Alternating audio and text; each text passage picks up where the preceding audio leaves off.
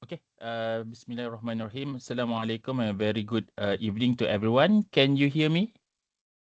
Is this okay? The I can hear audio you. okay? Okay. All right. Can Right. sir. Can. All right. Thank you very much for your response. All right. I hope that everyone in a good health. Okay. And also, I know that most of you are currently busy with because we are currently in week 11, right? So most of you are currently busy with perhaps assignment, quizzes, tests, tutorials, lab, and so forth. Okay. So, for today, what I would like to do is that I would like to finish as quick as possible.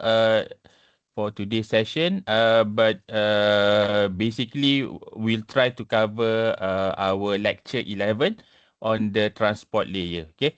As usual, if you have any question or if you want to ask, you can stop me while I'm doing my presentation. But you have to do it through your voice or audio. You need to turn on your mic so that I'm able to ask or hear your question. Because during my presentation, I won't be able to see your comment in the chat board. All right. Okay. So, all right. So for today, okay, we will cover what we call transport layer. Okay. So we already know that for TCP/IP, they define it as the 5 layers lah, where you have the physical layer, the data link layer, you have the network layer. Okay. So these three basically we have already covered. Okay, so what we want to do today is that we want to cover transport layer. Okay, so a transport layer will be the layer 4. Okay, and finally, you have the application layer. Okay, so in transport layer, there are two protocols that we usually look into. The first one is UDP. Okay, and then you have TCP. Okay, so we'll go through what is this UDP and what is TCP. Basically, what you can distinguish between UDP and TCP. TCP is called reliable transmission. UDP is unreliable. But there are what they call it advantage and disadvantage of both. Okay, when you wanted to have a very quick data transfer, then you can accept perhaps some packet loss. Usually you use UDP. Okay. When you need to have a very reliable data transfer, for instance, when you want to send file, right? So file you cannot have any losses. Okay, so it cannot tolerate to losses. So we will use TCP when we do the transmission. Okay, so these are the two different protocols that we can see in our transport layer lah. Okay. So for today's session, we will describe the key point lah, uh, or key service on the transport layer. Okay. Including data segmentation, error detection, reliability, and also flow control. But the main one we'll cover is the both TCP and UDP. Okay, mentioned just now. UDP is connectionless. It means that you just send and the packet either received or not received by the receiver. The UDP transport layer is actually they are not what they call it. They don't care lah. Okay. Whereas for TCP, they call it connection oriented. It means that the term connection oriented itself it means that before you send, you need to make this connection between the two endpoint. Basically, it's just like knocking a door lah. Okay, so one end they will send a message knocking the door of the second part. Okay, and if there's somebody inside that room, okay, it will reply. Okay, so then it can start to do the conversation. Okay, so connection oriented basically both party has to acknowledge that they are ready to talk to each other. Okay, and they will have this what we call the three uh, beginning transmission where they will request, then reply, and you will actually acknowledge and so forth. Okay, so these are the two different key element in transport layer. Okay, so in details later on will describe the UDP characteristic, okay, including its simplicity. Okay, so UDP, the size of the frame or the packet will be much lower as compared to TCP. Low overhead and lack of reliability mechanism, and be able to implement UDP for application that have low latency and reduced overhead are crucial. Okay, so if you need to have low latency, okay, means that the packet arrive as soon as possible, and reduce overhead means that you don't need to have a very large packet, so you use UDP. Okay. Um, for instance, you can see that UDP basically when you need to have a real-time communication. For instance, you have what they call it, live telecast. Okay, like when you see EPL, English Premier League, so they will have this live telecast. So most of the time they will use this UDP because they wanted to make sure that the packet being sent is low. Even for video types of communication, usually they will only send if there are any changes. Okay, so they will have the whole frame of your screen, right? Okay, maybe just part of your right hand side is being changed. Okay, so they will actually send the packet that uh, manage the changes lah. Okay, the rest they won't send, so it can actually give much faster data, what they call it, display and so forth. Okay. But for TCP, it will be reliability. Okay, reliability. There's a congestion control mechanism. Enable them to efficiently configure and troubleshoot TCP-based communication in the network system. Okay, so these two will be discussed in details. Okay, throughout this section. Okay. Okay, so for transport layer services, okay, so they mentioned that it's a process-to-process delivery, okay. An application will be end-to-end, so this is process-to-process, okay. We will look into connectionless versus connection-oriented service. Then specifically, we'll talk about UDP, TCP, and also SCTP, a stream control transmission protocol that's specifically used for streaming, okay. So part of the streaming is that you also need to send to multiple user, not just a single user. So perhaps you need very different or unique type of protocol that can perform the streaming types of transmission. Okay, so you have this stream control transmission protocol for your streaming application itself, right? Okay. So a transport layer service, okay, is located between the network layer and the application layer. Okay, so the fifth layer is the application layer. Okay. So this one is the fourth layer, the transport layer. Okay, and below it is the network layer. Okay, so you can see that when you have your network layer, okay, so you have your network layer protocol. Okay. And then on top of that, you have your transport layer protocol, and this is called process to process. And usually, the address here is what we call port addressing lah. Okay, so you have port on your transport layer. Okay, so for instance, if you use FTP, you will have two port 21 and port 22. One is for the messaging. The other one is for the real data transfer or the file transfer itself. Okay. So transport layer responsible providing services to the application layer, and it receives services from the network layer. Okay, so that's are the services. So we are currently on layer 4. Okay, transport layer. Before that, we already seen this network layer. Okay, especially you have IPv4 and IPv6. Okay, and then underlying it data link layer and also the physical layer. Okay, and later next week we'll cover the application layer lah. Right. So these are how you see. For instance, if you are asked in the exam lah, Okay, what are the example of protocol? Basically, these are the example of protocol lah. So, TCP is a protocol, UDP is a protocol, SCTP is protocol for your transport layer. For your network layer, you have the IGMP, ICMP, IP, ARP, and RARP. Okay. The data link layer, you can mention like your Ethernet, right? What else? Wireless LAN and so forth. Okay.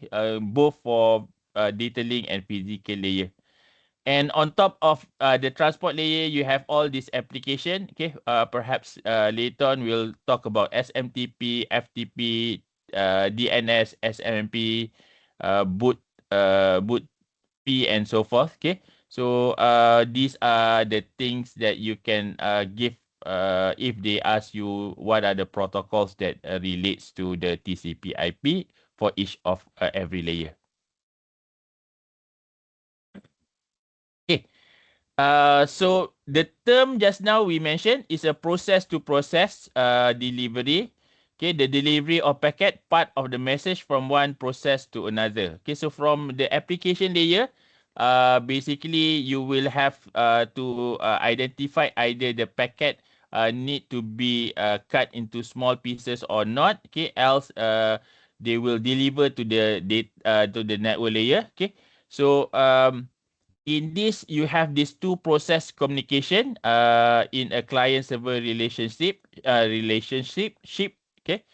And as mentioned just now, okay, what it means by process is that you have the process for each and every application. When you have one application itself, it can have multiple process, okay, and it can actually you can have multiple application processes, okay, and then you can have also multiple application, okay. So that is what we call process to process, okay, and to is almost end to end lah. Okay, but for your they call it here for your network layer, okay, is between node to node, right? And you can have your host to host, okay, to be also be part of it. Okay, so node to node is the data link layer, okay, host to host is the network layer, and process to process is the transport layer. Okay, and the as mentioned, addressing for the transport layer, remember that we talk about IP addressing. Okay, so that will be on the network layer. We also mentioned about the physical layer, the MAC address. Okay, that will be on the transport layer.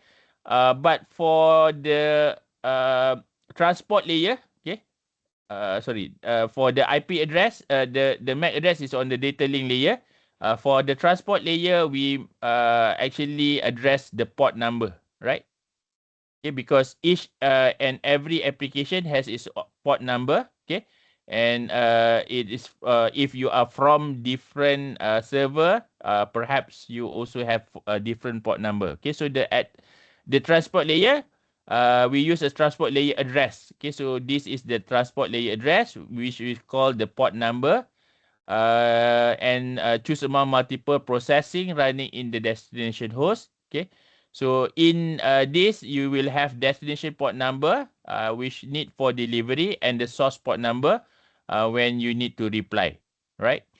So this is a 16-bit integer, okay, span from 0 to 65,535, okay, means that 2 to the power of 16, right? So you will have 65,000.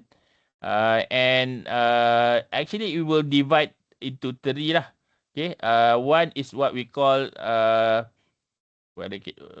universal port number, a well-known one. Okay, if I can, okay. The first one is the well-known. Okay, span between 0 to 1023. Then you have the registered one, right? Between 1024 to 49151, and the dynamic one. Okay, so a well-known, as mentioned just now, port 80 for your web server, port 20 and 21 for your FTP and so forth. Okay, registered means that you can get it registered. So if you are a software provider, okay, perhaps you want to register your application with this specific registered port numbers, okay. Whereas for dynamic, it means that you can use it dynamically throughout the whole services, okay. So it perhaps you can use that and you can recycle this, okay. So you can see that it is being defined in these three different categories lah, okay. So going back to a few slide back, okay, so you can see that the client program defines itself with a temporary port number chosen randomly by the transport layer software running on the client host. So if your program basically doesn't have any well-known port numbers, okay, so you can choose randomly, or basically they will give you randomly for your port number, okay. A universal port number, well-known port number are used for servers, right? And for here says that figure 4, daytime client process user, which is temporary port number. Okay, so this is from the temporary port number, and the daytime server process user for well-known permanent port 13. Okay, so this is permanent. Okay, mentioned here is that usually for the well-known is a server. Okay, used for server, right? Over here. Whereas for other purposes, you can use the temporary or redundant, what they call it, port address. Okay, for instance here 52,000 as the port number lah. Okay, so if for instance this is the daytime client, okay, so you will see that it when it requests, okay, so this is the requester. When it requests, it use this 52,000 port numbers, okay, and the destination is 13, right? So when you process this from this process, then it goes down here requesting to the server side, okay, where you the daytime server live in. So usually being identified by the port number. So here is the port 13.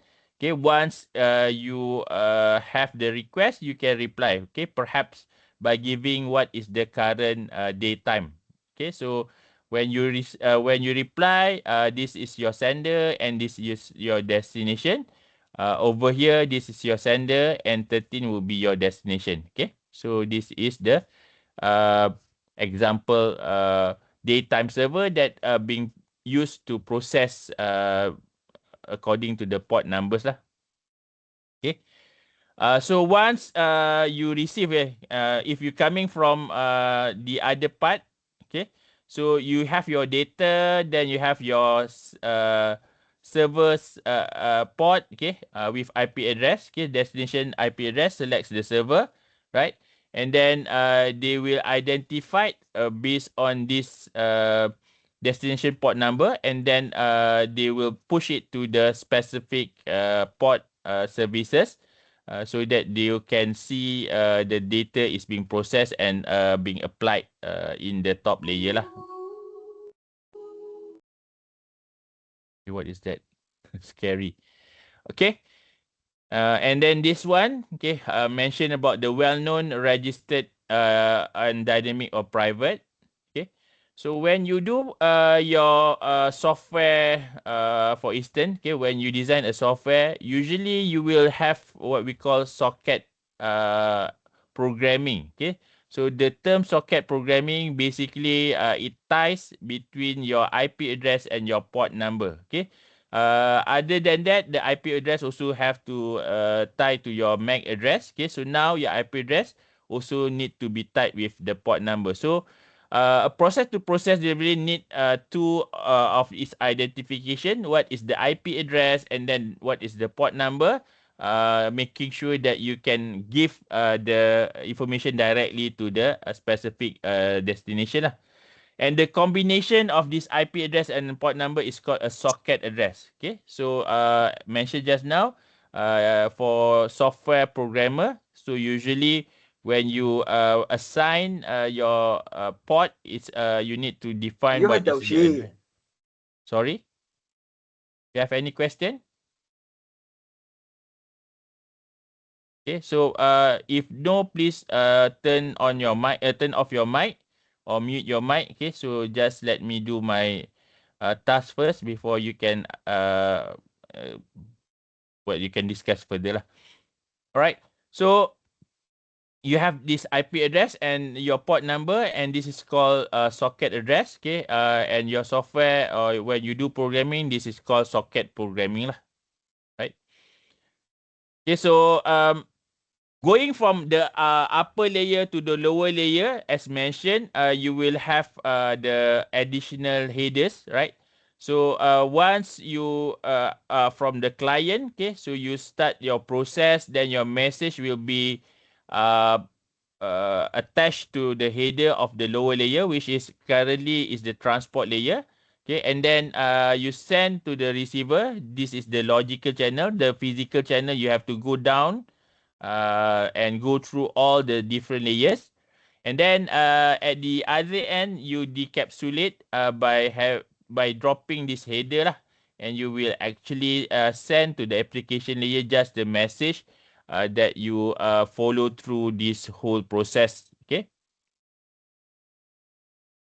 Okay. So in a transport layer, there are two different means, okay, of delivering. Okay. One is what we call pushing. Okay, and the other one is pulling. So this is pushing and this is pulling. Why this pushing or pulling? Okay, basically the producer or the server lah. Okay, so this is the server or the producer. Okay, either the server itself that uh, send the information, or perhaps the consumer that requests from the server lah. So the term pushing means that if you have any information that you want to send to the end user from the server, so this is called pushing. Okay, so the delivery and then the flow control, basically it's to manage either the amount of packet that being produced so that it doesn't overwhelm. Okay, and this is called pushing. But if the consumer are the one that requesting, okay, so you can see that here the consumer is the first flow where it requests, and then the producer will reply by delivering, and this is called pulling. Okay, so pushing means that the server send to the customer, okay, on the first request, and then the consumer will receive the information, but it will actually give the back the flow control information. Basically, it will give you how many packet that are currently in the buffer. Okay, because perhaps you cannot process that packet quickly. Okay, so you will give information and give feedback to the server saying that perhaps you have to generate much more slower number of packet lah. Okay, so something like that. So the term pushing over here again, when you have the server send information to the consumer, right? Whereas for pulling means that the consumer request and the server reply with the delivery, right? Okay, so that is individually. Okay, but when you combine this, okay, so when you have your producer and then you have your this different layer, your transport layer, okay, and then on the other side you have your also transport layer component, and then the receiver. Okay, so when you send message output, meaning that the sender is having something to send, so it push to the transport layer. Okay, and the transport layer will give feedback by having this flow control. Okay, and then when this transport layer receive from here, basically it push to the other on the other end through the transport layer, and this between this you have the flow control, meaning that you have one process over here, then another process over here. Okay, and the third one is over here. Okay, once you receive this, okay, your producer over here, And to give to this customer, this is called pull lah. Okay, so you pull the message to the consumer. Okay, and the producer is here. Okay, so this the one that we can see if you have end to end lah. Okay, so flow control at the transport layer. Okay, and then you have also error control, okay, between the sender and receiver only, not between the transport layer lah. Okay, so this one, it will give you feedback if you receive any error on the transport layer. Right?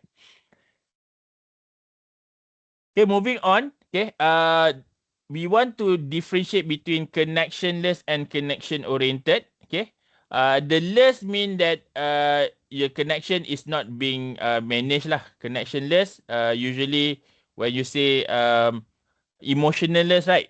You don't have any emotion. Okay, the term connectionless means that you don't have you don't manage the connectivity lah. Whereas connection oriented over here means that you are controlling the connection. Okay, so later we'll see what's the purpose of having this connectionless and what's the purpose of this having this connection oriented. Okay, so in a connectionless service, the packet, okay, so the packet are sent from one party to another with no need for connection establishment or connection release. Okay, so connectionless, they don't have any proper connectivity, means that you want to send, okay, to the other receiving party, okay, but you don't establish any communication, meaning that you don't have any like door knocking lah. Okay, you don't have door knocking that establish the communication. Okay, so the packet are not numbers, not number. Why? Because usually it's a very small packet and it just sent at one time. Okay, and they may be delayed or lost or may arrive out of sequence. So they don't care lah. So basically over here it means that the receiver don't care about this packet. Okay, if it receive, they will process it. Else they will just ignore it or ignore it lah.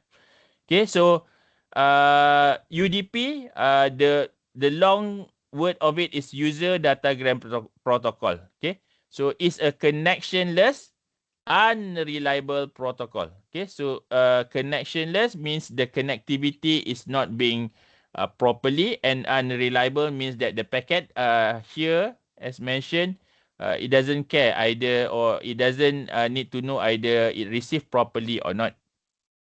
As compared to connection oriented, it will first establish the connection between sender and receiver before start to do data transfer. Okay, so you will have a kind of door knocking between the two parties. Okay, once they are ready, then they will release. Okay, so it's just like when you wanted to send or you wanted to purchase any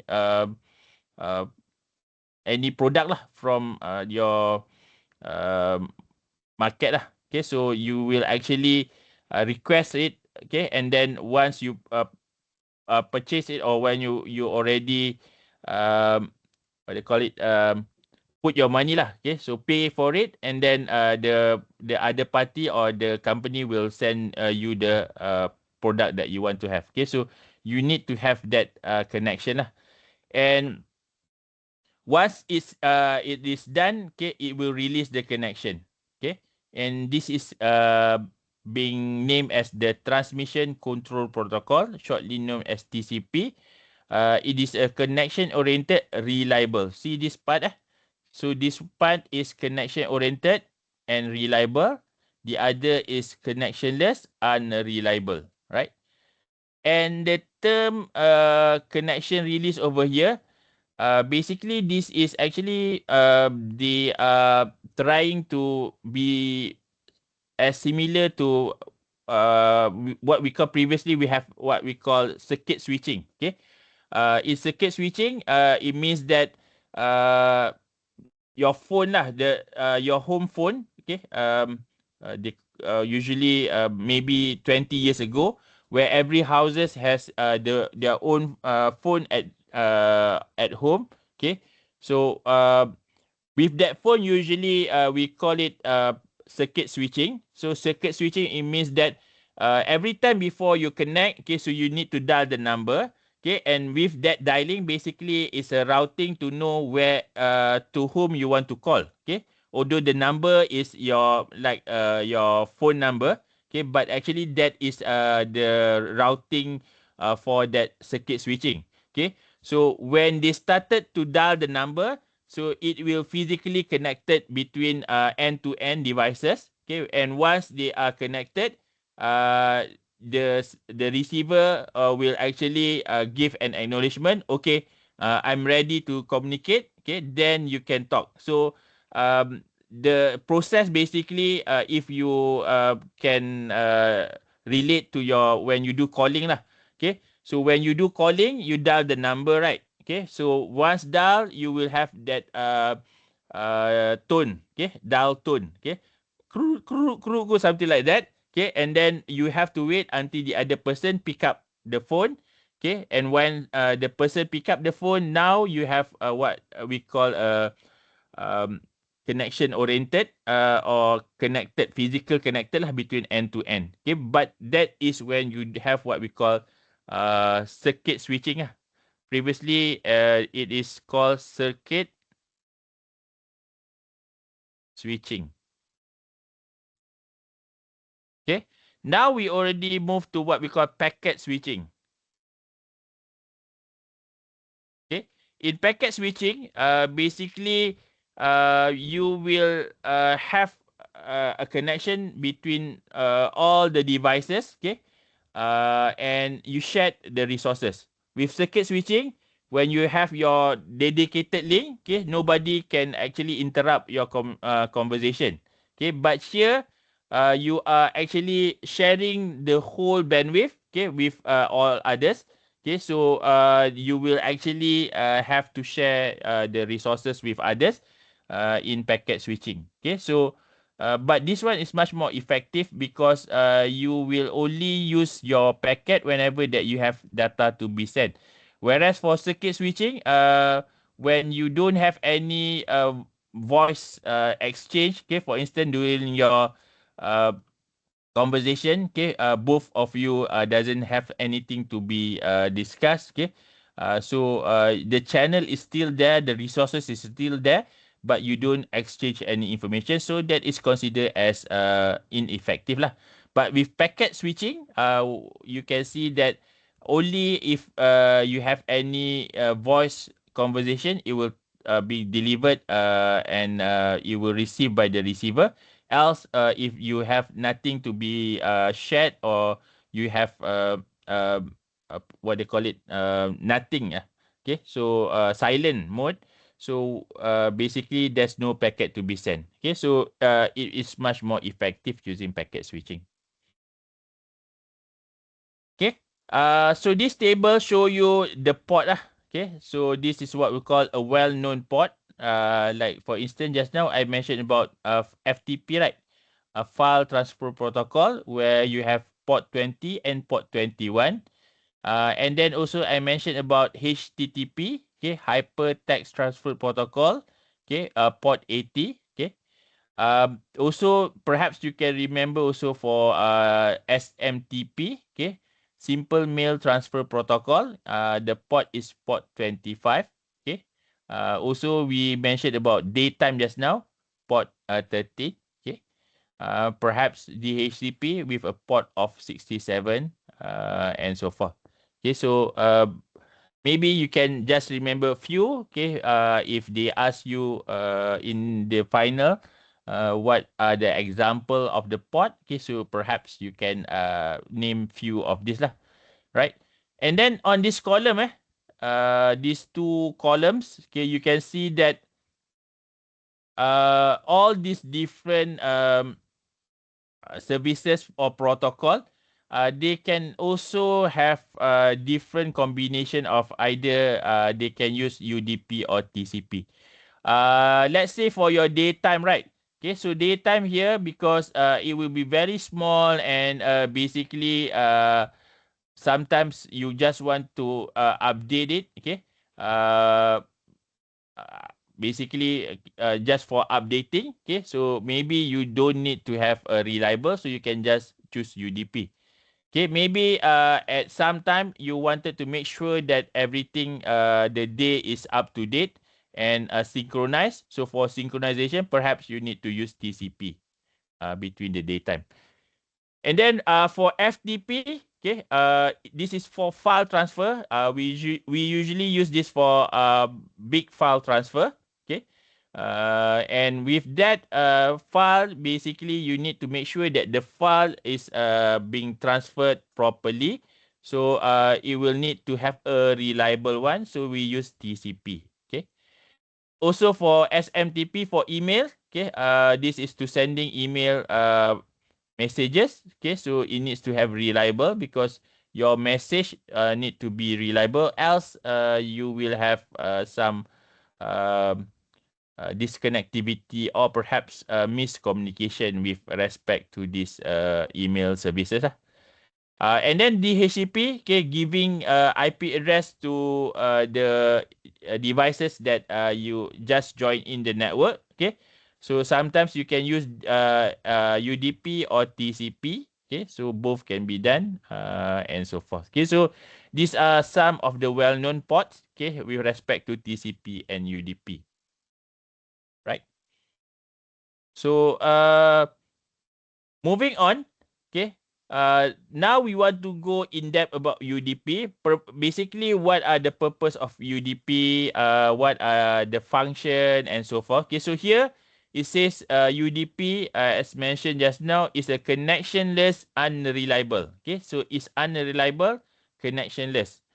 Okay, so it does not add anything to the service of IP except to provide a process-to-process communication instead of host-to-host communication. Okay, so it's just uh, doing the normal process lah. Okay, getting the packet from the process from the sender to the process of the receiver. Okay, it doesn't add. Okay, it doesn't add anything. Okay, and UDP is a very simple protocol using a minimum overhead, which is an advantage for UDP lah. Okay, so how big is the UDP packet? Okay, is only 12 byte. Okay, with 6 bit. Okay, so you have this is for the header. So you have the 12 byte, fixed size header of 8 byte, mid of 4 field, and each 2 field is 16, 2 bits and 16. Okay, sorry. So you have actually the header itself is a 12 byte. Okay, and then you can have your data, maybe some small number. And the header of this 8 byte, okay, can be divided into this. You have the source port number, which is 16 bit. Then you have the destination port number, okay. And then the total length of your data lah. You want to know what is the total length of your data. And then checksum for error checking lah over here. Okay. So in total here, the UDP size will be 65,536. Okay. So this is the whole thing. Okay. So the data is from 8 to 65,000 bytes. Okay. And then the header is 8 bytes. Okay. So this is the 8 byte for your header. And then the rest is for your data. So the maximum of the whole UDP packet is 65K lah, bytes, right? And the two field is header define the source and the destination of the port numbers. Okay, you have 32 bits altogether. And the third field is the header define the total length of the user datagram. Okay, so you will have to identify what is the size of the user datagram, which is the information from the application layer. Okay, and then the total length need to be less because UDP user datagram is stored in IP datagram with a total length of 65 kilobytes lah. Okay, and the last field is for optional checksum lah. Okay, for error checking. Okay, so this is an example, okay, where you can see that the following is actually UDP content in hexadecimal. Okay, so from here, you can identify what is the source port number. Okay, so the source port number, we'll see that it's a 16-bit over here. And perhaps what with 16-bit, perhaps you see that it's actually the CB over here, right? Then 84, another 16-bit, another 16-bit, and the other 16-bit perhaps. Okay. So from here, you need to identify what is the source port number in the decimal. Okay. So the first four hexadecimal is CB 84. Okay. So it should be the 4 lah, not the 2 one. So the 4 of it, okay, is the source port number, and then 000D is the destination port number. The total length will be the rest of the 4 bits over here, 001C, and what is the length of the data and what is the total length of the user datagram of the byte. So you can actually calculate that. And is the packet directed from a client to a server or vice versa? So you need to know the port number. Okay, so if it's from recognized or port number that real, what they call it, common lah, common, it will be from the source lah. Okay, and what is the client process? So from here, if it's given to you the UDP header, okay, so what you can do is that you can separate it. This is the first 4 character, okay, in hexadecimal. And you can convert it into decimal number. Okay, so what is the source port number? Is the first 4 hexadecimal digit is 5211. So this is a temporary port number. Okay, so then the destination. Okay, so you have the 00D. And it convert into decimal is 13. Okay, so this is the daytime server lah. And the third 4 hexadecimal 001C, you will see that the length, you will know the length is 28 bytes. Okay, so from this 001C, you will have information about this 28 bytes. Okay, and if you want to identify the length of the data, okay, you have to know what is the total size minus by the header. So here you have 20 bytes. Okay. And since the destination is port number 13, okay, so this packet is from the client to the server. Okay. And it's a daytime lah because you use the port 13 itself. Okay. So this is just to show you the outgoing queue and incoming queue. Okay.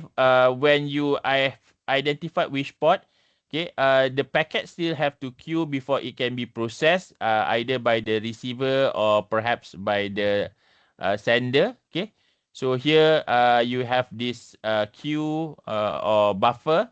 Okay, and you have the incoming port 52,000 or for port 13.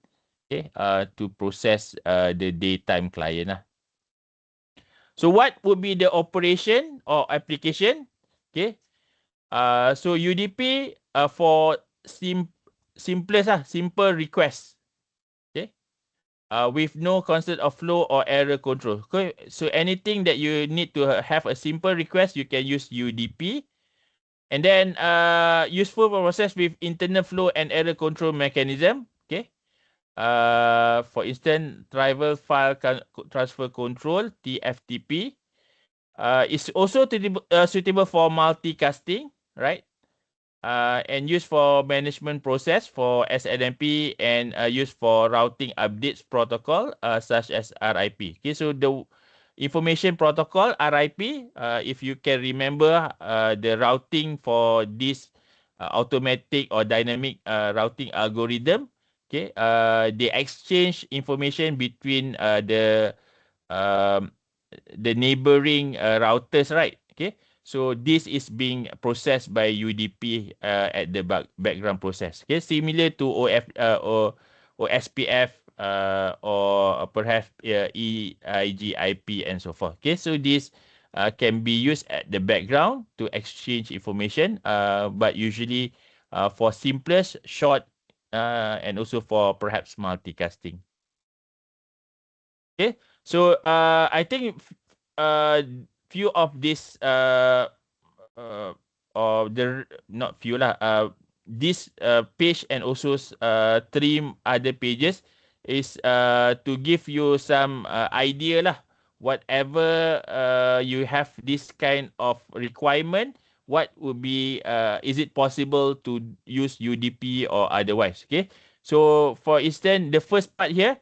Where a client-server application such as DNS use the service of UDP. Okay, so DNS, domain name services. Okay, so is to make sure that you can know or you can translate between your IP address and your domain name. Okay, so this can be used UDP because client needs to send a short request to server and to receive a quick response for it. Okay, so it can use UDP for short request lah. Since only one message is exchanged in each direction, so connectionless feature is not an issue. The client or server does not worry the message are delivered out of message. Okay, so DNS is just a simple message that exchange, giving you that this is the domain name and this is the IP address. Okay, so it can be delivered just using a single package. Okay, the next one is that you have SMTP, which being used by the electro email cannot use the service of UDP. So UDP cannot use in SMTP because a user can send a long email message which may include multimedia, image, audio, and video. Okay, so one thing this UDP is unreliable. The other thing is that UDP usually have one packet and it doesn't have the sequence number. But for TCP, you will have a sequence number being applied to it. Okay, so you can actually send a long messages, and then once you have sent at the receiver, you can actually combine it together based on the sequence number lah.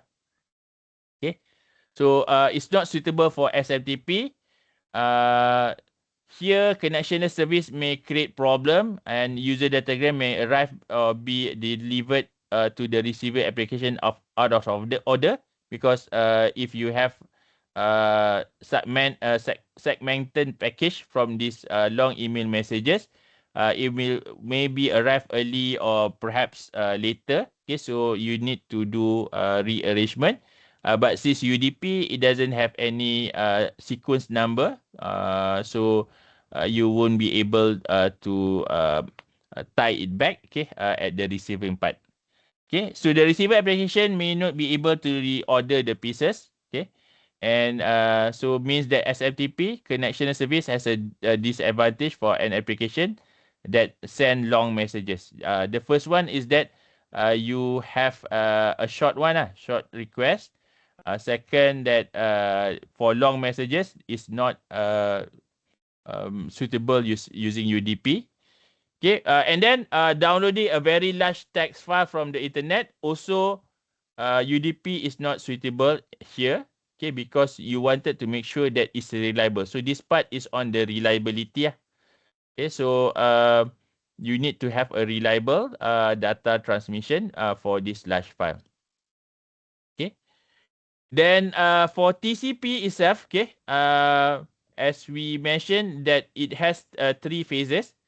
Every time it wanted to connect, okay, so what we need to do is that you need to do connection establishment. Okay, so this is the first part. Okay, and then once you are established, you done, then you can data transfer.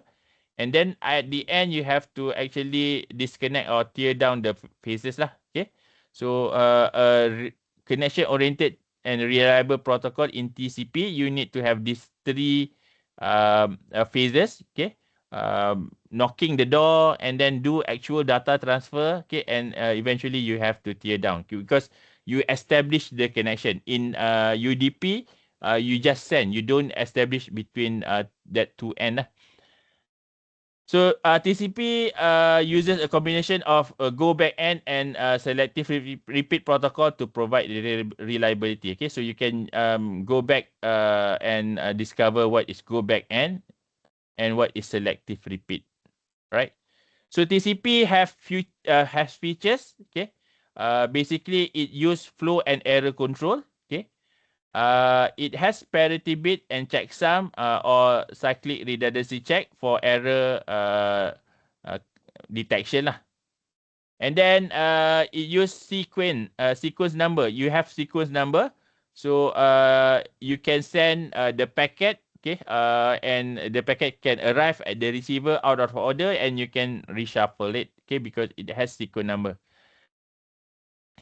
And then it has retransmission that handle packet loss. Okay, so reliable, meaning that you cannot have packet loss. If the packet doesn't being received by the receiver, you need to resend or you need to make the error correction lah. And TCP uses some technique to avoid replay. Okay, the replay means that retransmit lah. Okay, so by using the error detection, you can avoid some replay. You have the flow control to prevent data overrun and technique to avoid congestion. So these are the TCP features as compared to your UDP. Okay, so same thing. You have once you have established the connection, they don't call it dedicated line lah. It is actually virtual connectivity between these two end process. Okay. And it also have this buffer. Basically, it will actually delay it before it sends to the transmission link. Okay, so based on this buffer lah. Okay, the byte of data being transferred in each connection are numbered by TCP, and the numbers start with a random generated number. Okay, so for TCP, as mentioned, it has a sequence number.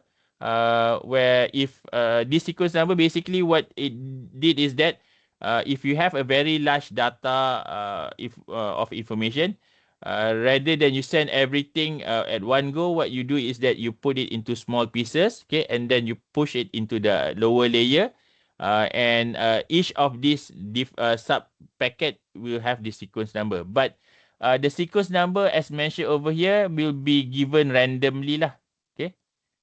Random generated number. So that is why here the sequence number start with 10,001, okay, and then 11,001. So suppose that you have this 5,000 bytes, okay, and the first byte is number as 10,001.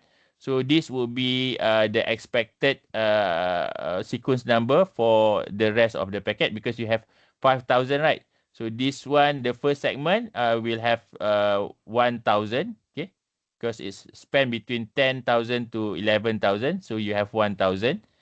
So in total, you have the 5,000. But the sequence number can be generated randomly lah.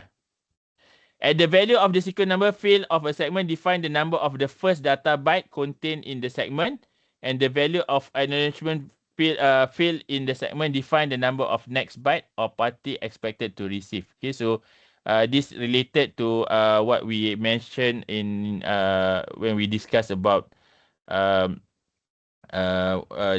go back and so forth. Okay, so basically here it means that if your sequence number is the one, if the value of the sequence number field of a segment define the first data byte, okay, and the acknowledgement is the next byte.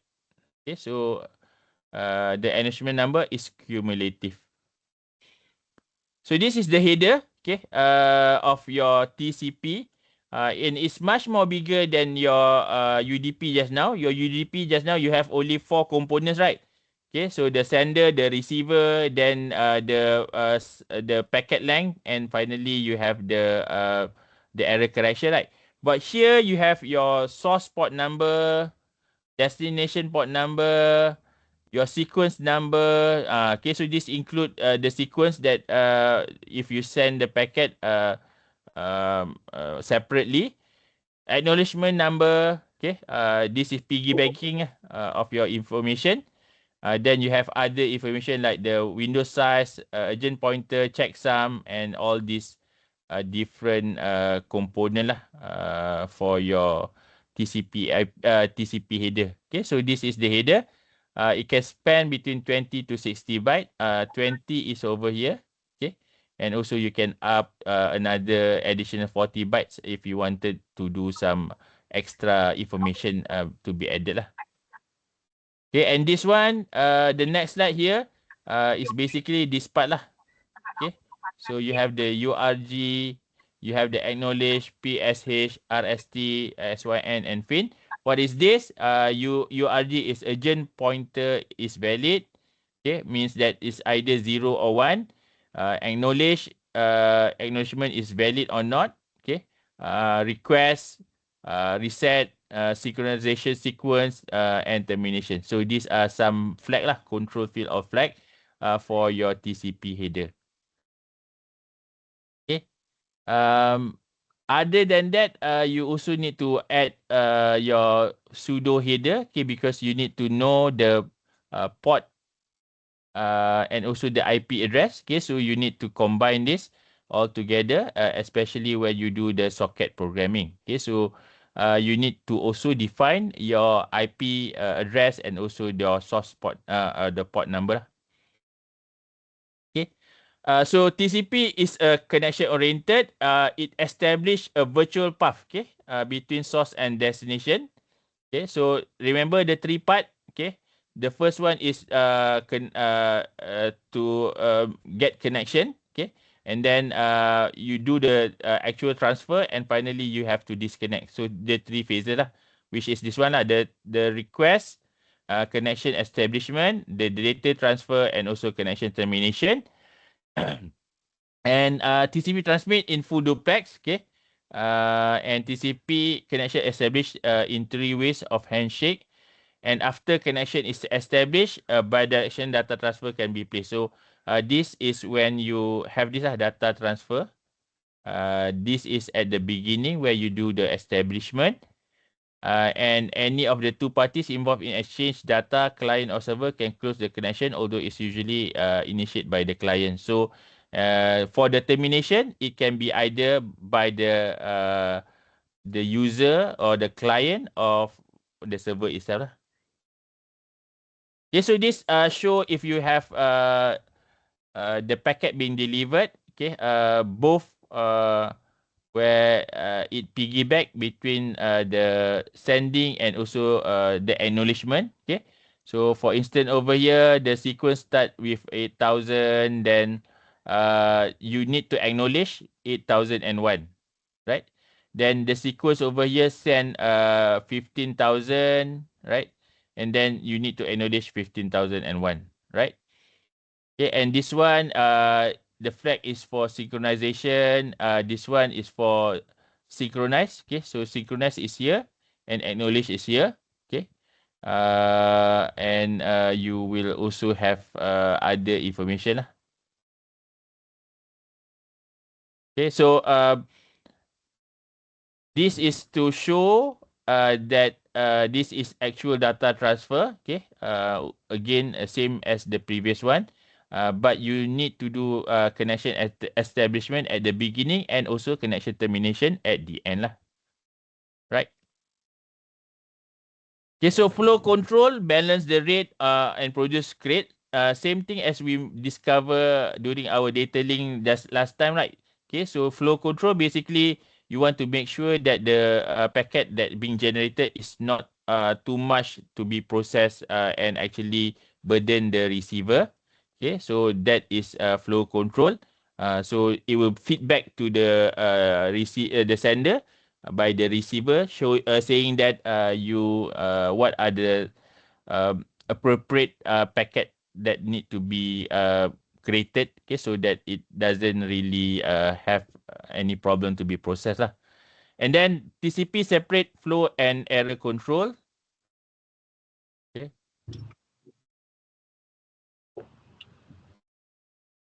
Sorry. Where is it? Okay, so same thing lah. Like just now, you have the feedback control. So you have the flow control feedback over here. Okay. And the black is data flow, similar to the previous that we already see. And this is the end-to-end things that whenever that you push, okay, from producer to consumer, okay. So this is a push, okay. Then this is also a push, and at this part is the pull, because it's from the producer to the consumer lah. So since TCP is a reliable type of transmission, you need to have the error control. It means that any application program that deliver a stream of data relies on the TCP to deliver the entire system to the application without error. Okay, so without any partial loss of or duplicated. So it cannot have any error because it's a reliable data layer protocol. Okay. And finally, the STP, Stream Control Transmission Protocol. It's a combination of UDP and TCP in order for us to have multimedia communication, right? So basically STP, okay, so it combine multiple stream, okay, and it's this one is the virtual connection, okay. So you can have multiple virtual connection, and then you can stream it through this different multiple stream, so that you can have faster data transmission. Okay, and also you can have is a kind of multi-home type of concept, whereby perhaps you can also have from different in IP developer or ISP lah.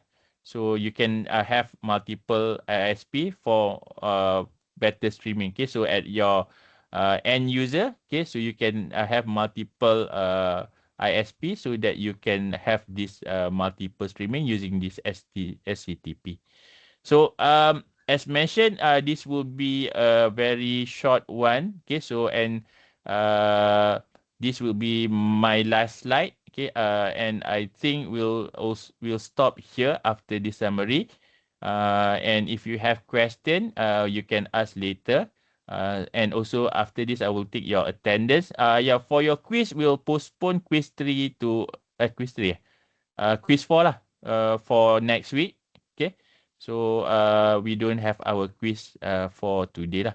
So as a summary, we've seen that the transport layer service, which have the process-to-process delivery, we have compare connectionless. Less means that it's doesn't really have connection oriented. Okay, this one connection oriented. Okay, connectionless is UDP. Connection oriented is TCP. And then for streaming, you can use SCTP, right? So I'm open if you have any question, if you wanted to ask for today. Else, I think I just need to do the attendance. Let me just open, click. Attendance. Yeah, attendance.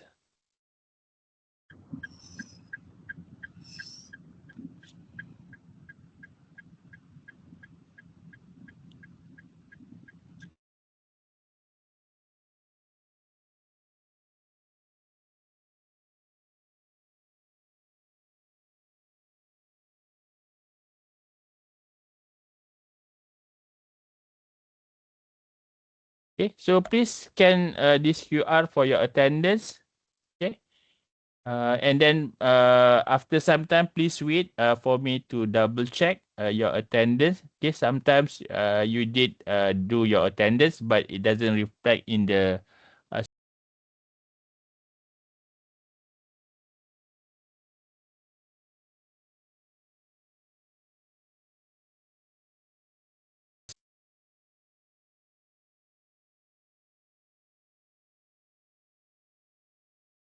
If you have any question, do let me know also.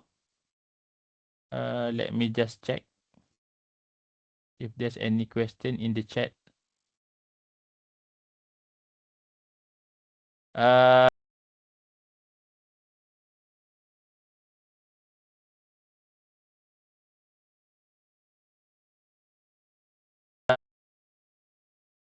Sir, I couldn't take my attendance. Those who have error or problems, just wait. I'll finish with this QR, then I'll come and do the manual checking attendance.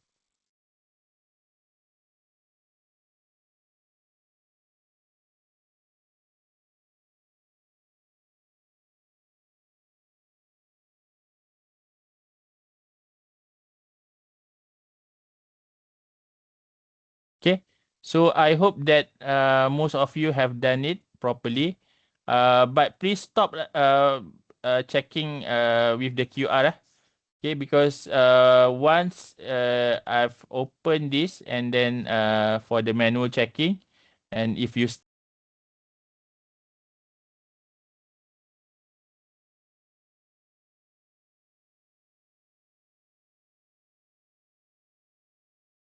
I just wanted to check for the attendance manually. Let me just show this. Okay, once your name is being called out, maybe you can reply either yes, no, or whatsoever. Okay, so is Ahmad Sufyan here? Then Amalina Safia, Amirul Ashraf. Sorry, who's that? Amalina. Okay, Amalina. Yes. How about Amirul Ashraf? Austin Tan Yu Wei. Here. Bradley. Austin Sorry? Tan Yu Wei. Austin, Austin Tan Yu Wei, yeah. All right. Bradley Benley. How about Izatul Ashikin? Next, Hajib Reda. How about Himarash Rajan? Izmin Hal Akmal. Here, sir. Who's that? Izmin. Yes, Ismail. Okay. Next, Lau Junfeng. Huh? Sorry? Not Lau Junfeng. Marwa Salim. Not here. Monhat Muhammad. Not here. Muhammad Faris. Muhammad Haziq. Nasendra. Ong Jin Ru. Shahendra Chua. Siti Nur Amelia. Suraj. Tan Yukai. Hello, sir. Hello, sir. Tan Yeah, Yukai, Tan who's Yukai. that? Tan Yukai. I'm here. Then Vidya Vidya here. Darini. Vidya here. Vidya Yeah. over here. Okay, Vidya here. Vidya. Okay. Thank you, sir. Okay. So anybody else that your name is not sorry? Nesandra. Just one by one. Nisandra. Nisandra. This one, Nisandra N. Nisandra? Yes. Okay. Anybody else? Yeah, spill me. Huh? Who's Reda. that? Ajib Reza. Yeah. Where is it?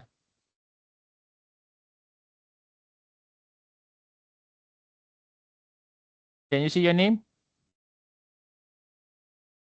Yeah, I see it. It's Where? the middle. Which number? No, go back. This one? Yeah. 49. Okay. Next. Anybody else? Sir Ahmad Sufian. Sorry, sir.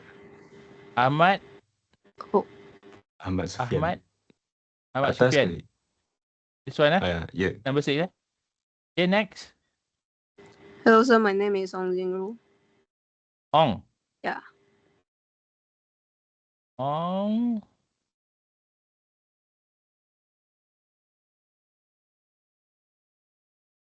Where is it? 114. 114. Okay. Thank you, sir. Alright. No, sir. Next. My name is Emeraj. Miwi. Emeraj. Emarash. Okay. Yes. Anybody else? Right. So if that's the last one, okay, I would like to thank everyone. Okay, so please continue with your assignment. Okay, and for tomorrow we have a lab session with me. We will have physical and also virtual. So if you want to come physical, also you can have. We have at 10 to 12. 8 to 10, and then another one at 5 to 7. But if you want to come for your virtual one, we'll have at 3 to 5. Okay. So with that, thank you very much, and I'll see you on the next session. Bye. Thank you, sir. Doctor, so we can attend from 3 to 5 online. If I can I attend from 3 to 5